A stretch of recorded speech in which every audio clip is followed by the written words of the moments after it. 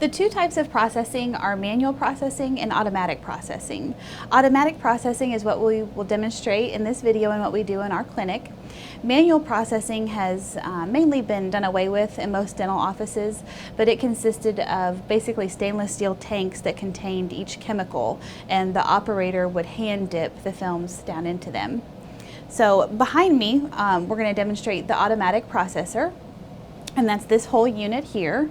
Attached to the end of it is a daylight loader, which we'll go into in detail, but this basically acts as a little mini darkroom. That way we don't have to take up a large amount of space with a darkroom. So before you process films, at the beginning of the day when you come in, there's a few things that you need to check. And the first one is below in the replenishing tanks. So if we open this cabinet, you're going to find 4 tanks.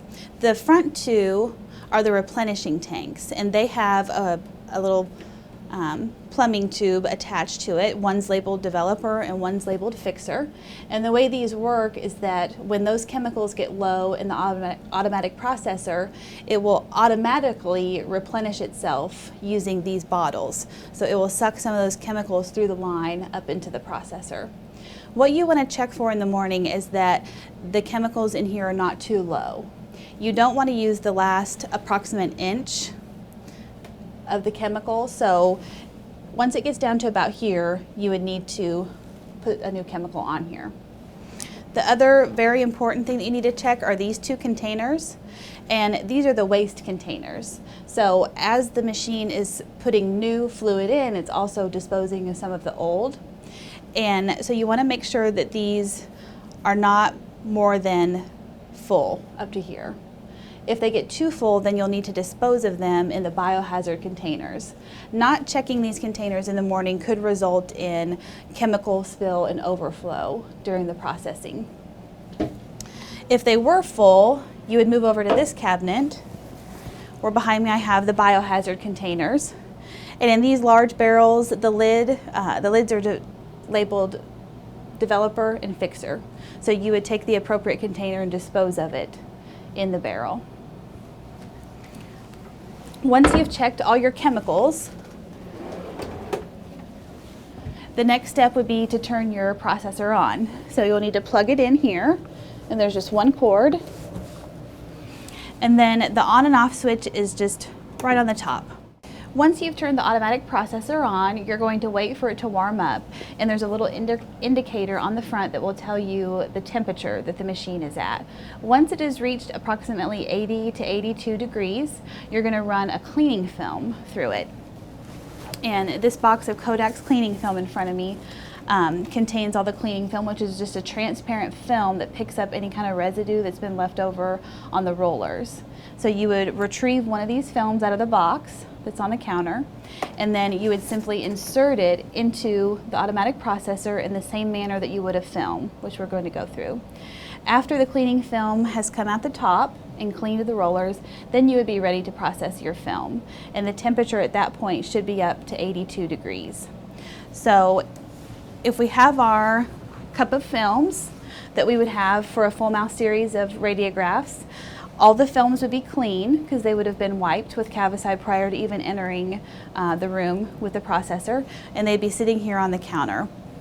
Once we're ready to actually process them, we'll come back and we'll assemble all of our materials in the daylight loader. Once you're ready to actually start processing your films, you're going to take your clean cup of exposed films, and you're going to open the top of the daylight loader and place the films inside. You're also going to place a clean cup inside and a pair of gloves to put on. Next, you'll close the top of the daylight loader because you want to ensure that no light can penetrate the box and ruin your film. There is a little window on the top here that you can open that has a safe light where you can somewhat see your hands and what they're doing. If that's left open for a long period of time, it will also affect your films. So it's best to try and learn how to open your films just off of feel. For the sake of this demonstration, we're going to open up the top of the daylight loader so that you can see the supplies and what's going on inside. But keep in mind that when you are really processing films, you must keep the top of the daylight loader closed at all times in order for it to act as a darkroom.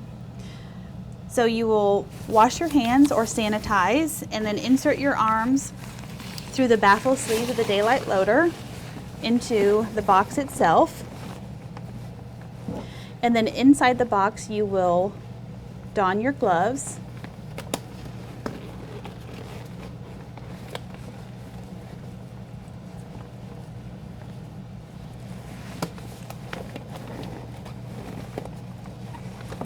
And you will begin opening the films one at a time.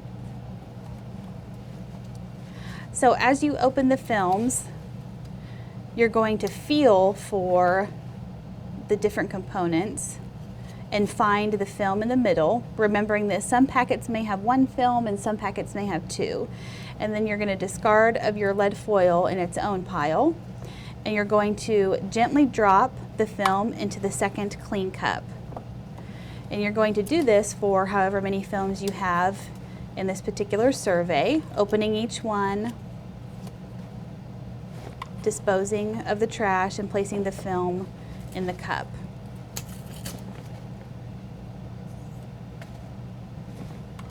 Once you have all of your films opened and in this second clean cup, you're going to take them one by one and load them into the processor, holding them just by the edge.